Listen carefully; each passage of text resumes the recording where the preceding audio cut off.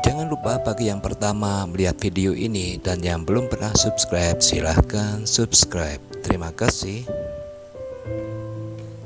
Santa Faustina Kowalska, Rasul Kerahiman Ilahi. Helena Kowalska dilahirkan di Głogowice, Polandia pada tanggal 25 Agustus 1905 sebagai anak ketiga dari 10 putra-putri pasangan suami istri Katolik yang saleh, Stanislaw Kowalski dan Mariana Babel. Ayah seorang petani merangkap tukang kayu. Keluarga Kowalski sama seperti penduduk Głogowice lainnya, hidup miskin dan menderita dalam penjajahan Polandia oleh Rusia. Helena hanya sempat bersekolah hingga kelas 3 SD saja. Ia seorang anak yang cerdas dan rajin, juga rendah hati dan lemah lembut hingga disukai orang banyak. Sementara mengembalakan sapi, Helena biasa membaca buku. Buku kegemarannya adalah riwayat hidup para santa dan santo. Seringkali ia mengumpulkan teman-teman sebayanya dan menjadi katekis bagi mereka dengan menceritakan kisah santa dan santo yang dikenalnya. Helena kecil juga suka berdoa. Kerap kali ia bangun tengah malam dan berdoa seorang diri hingga lama sekali. Apabila ibunya menegur, ia akan menjawab, "Malaikat pelindung yang membangunkanku untuk berdoa." Ketika usianya 16 tahun, Helena mulai bekerja sebagai pembantu rumah tangga agar dapat meringankan beban ekonomi keluarga. Tetapi setahun kemudian ia pulang ke rumah untuk minta izin masuk biara.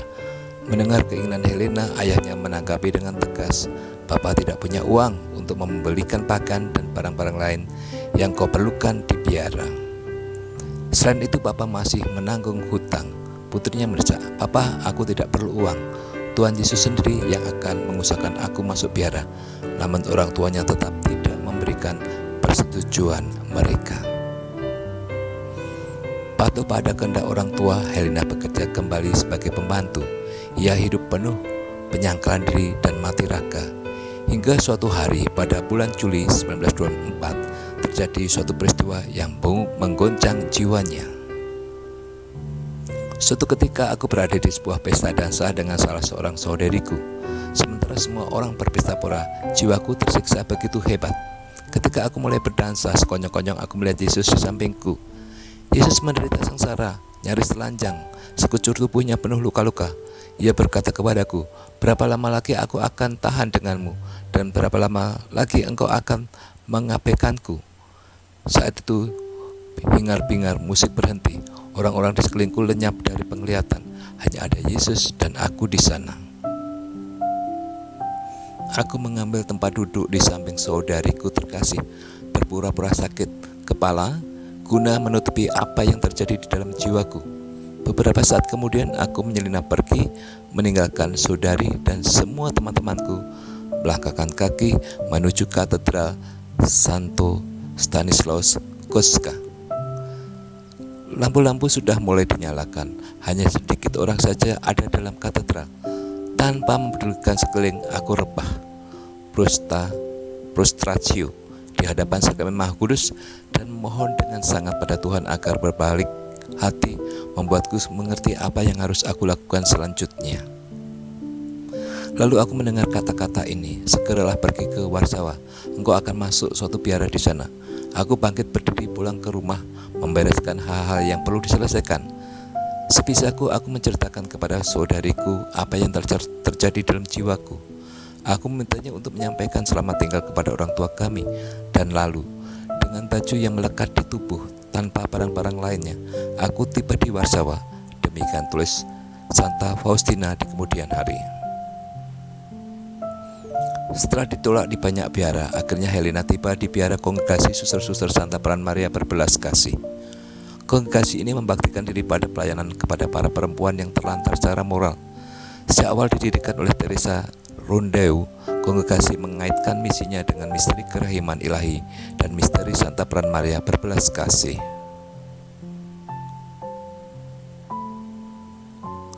Ketika Mother Superior, yaitu Mother Jenderal Mikael yang sekarang keluar untuk menemuiku, setelah berbincang sejenak, ia menyuruhku untuk menemui tuan rumah dan menanyakan apakah ia mau menerimaku. Seketika aku mengerti bahwa aku diminta menanyakan hal ini kepada Tuhan Yesus. Dengan kegirangan aku menuju kapel dan bertanya kepada Yesus, "Tuan rumah ini, apakah engkau mau menerimaku?" Salah seorang suster menyuruhku untuk menanyakannya kepadamu. Segera aku mendengar suara ini. Aku menerimamu. Engkau ada dalam hatiku. Ketika aku kembali dari kapel, Mother Superior langsung bertanya, bagaimana? Apakah sang Tuan menerimamu? Aku menjawab, iya. Jika Tuhan telah menerimamu, maka aku juga akan menerimamu. Begitulah bagaimana aku diterima dalam biara. Namun demikian, Helena masih harus tetap bekerja lebih dari setahun lamanya guna mengumpulkan cukup uang untuk memenuhi kebutuhan sehari-hari pada tahap awal tinggal di biara. Akhirnya pada tanggal 1 Agustus 1925 menjelang ulang tahunnya yang ke-20, Helena diterima dalam kongregasi suster-suster Santa Peran Maria Berbelas Kasih. Aku merasa sangat bahagia, seakan-akan aku telah melangkahkan kaki ke dalam kehidupan Firdaus, kenang Santa Faustina. Setelah tinggal di biara, Helena terkejut melihat kehidupan para biarawati yang sibuk sekali hingga kurang berdoa. Karenanya, 3 minggu kemudian Helena bermaksud meninggalkan biara dan pindah ke suatu biara kontemplatif yang menyediakan lebih banyak waktu untuk berdoa. Helena yang bingung dan bimbang rebah dalam doa di kamarnya. Beberapa saat kemudian suatu terang memenuhi bilikku dan di atas tirai aku melihat wajah Yesus yang amat menderita. Luka-luka menganga memenuhi wajahnya dan butir-butir besar air mata jatuh menetes ke atas spray tempat tidurku. Tak paham arti semua ini, aku bertanya kepada Yesus, Yesus, siapakah gerangan yang telah menyengsarakanmu begitu rupa? Yesus berkata kepadaku, engkaulah yang akan mengakibatkan sengsara ini padaku jika engkau meninggalkan biara. Ke tempat inilah engkau kupanggil dan bukan ke tempat lain. Aku telah menyediakan banyak rahmat bagimu. Aku mohon pengampunan pada Yesus dan segera mengubah keputusanku. Pada tanggal 30 April 1926, Helena menerima jubah biara dan nama baru yaitu Suster Maria Faustina. Di belakang namanya seizin kongregasi yang menambahkan dari Sakramen Maha Kudus. Dalam upacara penerimaan jubah 2 kali Suster Faustina tiba-tiba lemas. Pertama ketika menerima jubah, kedua ketika jubah dikenakan padanya. Dalam buku catatan harian Santa Faustina menulis bahwa ia panik sekaligus tidak berdaya karena pada saat itu ia melihat penderitaan yang harus ditanggungnya sebagai seorang biarawati. Dalam biara tugas yang dipercayakan kepadanya sungguh sederhana, yaitu di dapur, di kebun, atau di pintu sebagai penerima tamu. Semuanya dijalankan Suster Faustina dengan penuh kerendahan hati.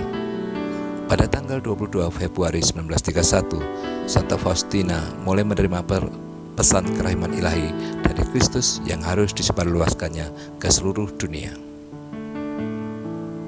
Kristus memintanya untuk menjadi rasul dan sekretaris kerahiman ilahi, menjadi teladan belas kasih kepada sesama, menjadi alatnya untuk menegaskan kembali rencana belas kasih Allah bagi dunia. Seluruh hidupnya sesuai teladan Kristus akan menjadi suatu kurban hidup yang diperuntukkan bagi orang lain. Menanggapi permintaannya Tuhan Yesus, Santa Faustina dengan rela mempersembahkan penderitaan pribadinya dalam persatuan dengannya sebagai silih atas dosa-dosa manusia. Dalam hidup sehari-hari, ia akan menjadi pelaku belas kasih, pembawa sukacita dan damai bagi sesama, dan dengan menulis mengenai kerahiman ilahi, ia mendorong yang lain untuk mengandalkan Yesus dan dengan demikian mempersiapkan dunia bagi kedatangannya kembali. Meskipun sadar akan ketidaklayakannya serta ngeri akan pemikiran harus berusaha menuliskan sesuatu, toh akhirnya pada tahun 1934 ia mulai menulis buku catatan harian dalam ketaatan pada pembimbing rohaninya dan juga pada Tuhan Yesus sendiri. Selama 4 tahun ia mencatat wahyu-wahyu ilahi, pengalaman-pengalaman mistik, juga pikiran-pikiran dari lubuk hatinya sendiri, pemahaman serta doa-doanya. Hasilnya adalah suatu buku catatan harian setebal 600 halaman yang dalam bahasa sederhana mengulang serta menjelaskan kisah kasih Injil Allah bagi umatnya, dan di atas segalanya menekankan pentingnya kepercayaan pada tindakan kasihnya dalam segala segi kehidupan kita. Buku itu menunjukkan suatu contoh luar biasa bagaimana menanggapi belas kasih Allah dan mewujud nyatakannya kepada sesama.